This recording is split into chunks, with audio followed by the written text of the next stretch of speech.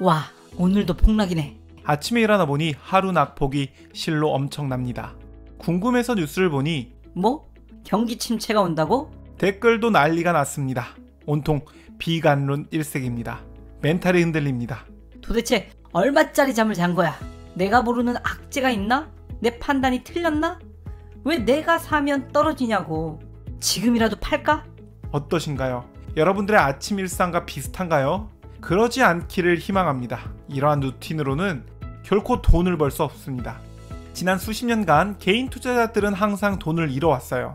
통계적으로 보자면 우리도 결국 돈을 잃고 마는 99%가 될 가능성이 아주 높습니다. 그런데 나는 다르리라 라는 착각 속에서 살고 있죠. 왜 개미들은 주식시장에서 돈을 벌지 못할까? 단타만 쳐서? 멘탈이 약해서? 예측이 빗나가서? 물론 그럴 수도 있겠죠. 그런데 제가 생각하는 실패의 이유는 다릅니다. 생각이 편협하기 때문에. 예컨대 TQQQ에 투자하고 계시다면 아마도 이런 생각을 하실 거예요. 변동성 끌림과 수합이자 비용은 말도 안 돼. TQQQ 마이너스 90%? 그런 일은 절대 없어. 만약 채권 투자자라면 이렇게 생각하실 수도 있겠죠. 이번에는 무조건 금리 인하고 그렇게 되면 채권은 떡상할 거야.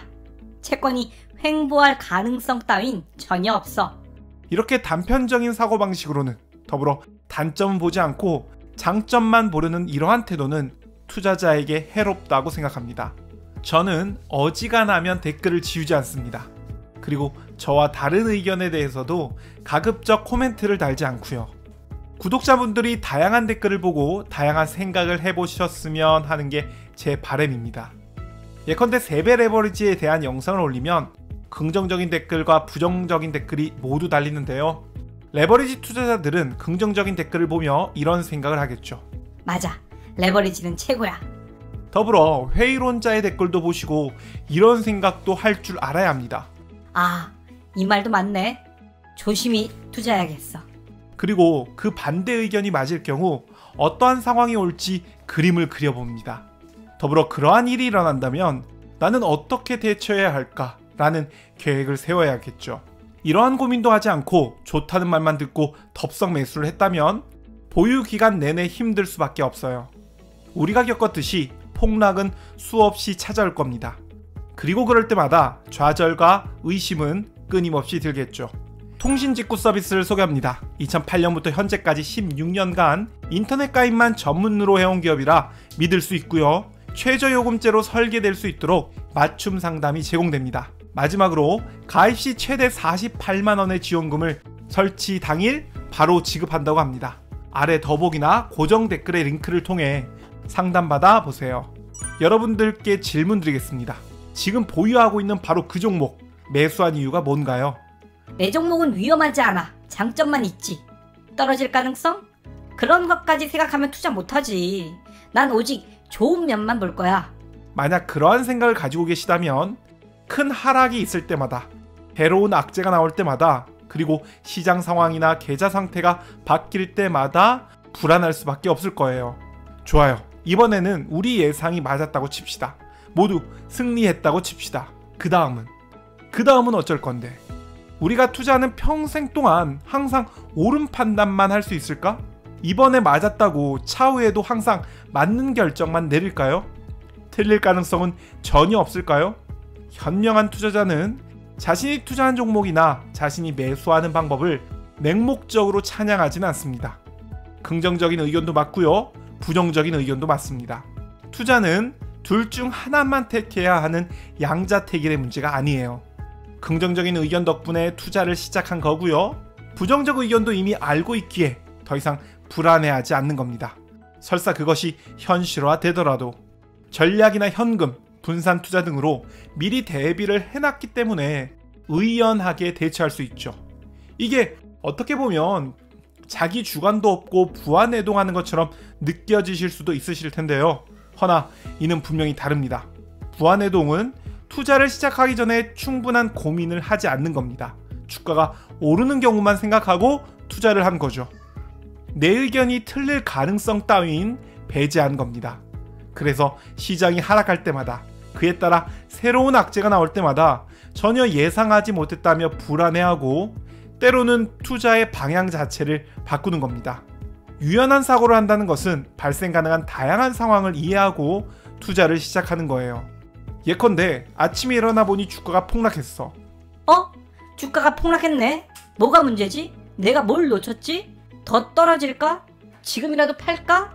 이런 접근이 아니라 주가가 폭락했네? 내가 얼마에 추가 매수하기로 했지? 보자. 아직 그 가격까지는 안 왔구나. 조금 더 떨어졌으면 좋겠다. 추가 매수할 수 있도록. 이런 생각을 해야겠죠. 하지만 유연한 사고를 하는 사람은 문제 상황에 미리 대비를 합니다. 여기서 준비란 단순히 추가 매수할 돈을 준비하는 것, 그 이상의 의미를 지닙니다. 마음의 준비가 되어야겠죠. 마음의 준비가 뭐냐?